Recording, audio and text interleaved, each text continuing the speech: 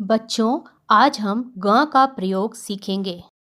ग के विषय में पढ़ने से पहले हम हिंदी वर्णमाला के पांचों वर्गों के बारे में जान लेते हैं।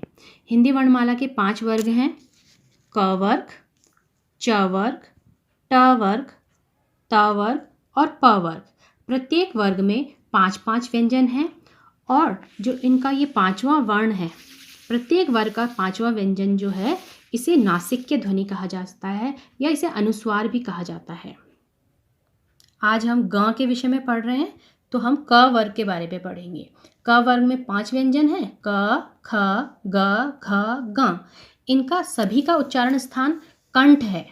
जिह्वा कंठ के साथ मिलकर इन व्यंजनों का उच्चारण करती है, परंतु ग का उच्चारण स्थान कंठ के साथ साथ नासिका भी है, इसलिए इसे नासिक्य ध्वनि भी कहा जाता है। तो ग को बच्चों पंचमाक्षर भी कहा जाता है क्योंकि ये क वर्ग का 5वां अक्षर है। इसे नासिक्य ध्वनि भी कहा जाता है क्योंकि उसका उच्चारण नाक से किया जाता है, और इसे अनुस्वार भी कहा जाता है। अनुस्वार का अर्थ होता है अनु धन स्वर, अर्थात स्वर के बाद आने वाला। ग का प्रयोग शब्द के मध्य या अंत में होता है, यानी इसका प्रयोग शब्द के प्रारंभ में नहीं होता है। अब इसका चिन्ह देखेंगे। इस ग का चिन्ह अगर हमें लगाना होता है तो हम इस प्रकार से लगाते हैं। शिरोरेखा के ऊपर बिंदु के रूप में हम इसका चिन्ह लगाते हैं। इसको कुछ उदाहरण से समझेंगे बच्चों।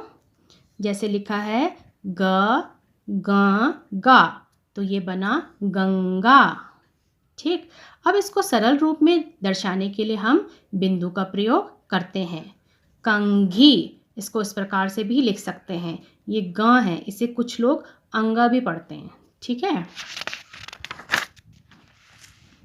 और उदाहरण देखेंगे। कंगन, इस प्रकार से। रंग, बंगाल। ठीक है बच्चों, आपको समझ में आ गया। इसे आप ग या अंग पढ़ सकते हैं।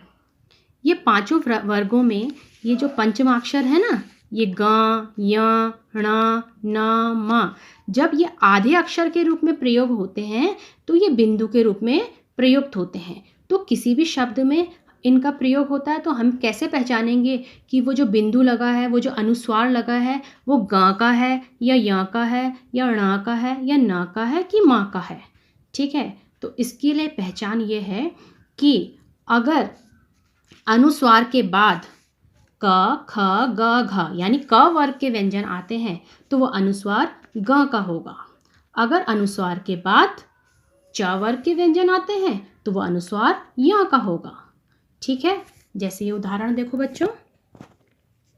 अनुस्वार, ये जो अनुस्वार लगा है ना बिंदु, इसके बाद व्यंजन आ रहा है ग, तो ये ग कौन से वर्ग का व्यंजन है? क वर्ग का। अब क वर्ग का व्यंजन है, इसलिए ये अनुस्वार जो है वो ग होगा। ठीक, दूसरा उदाहरण समझेंगे। दूसरा उदाहरण देखेंगे।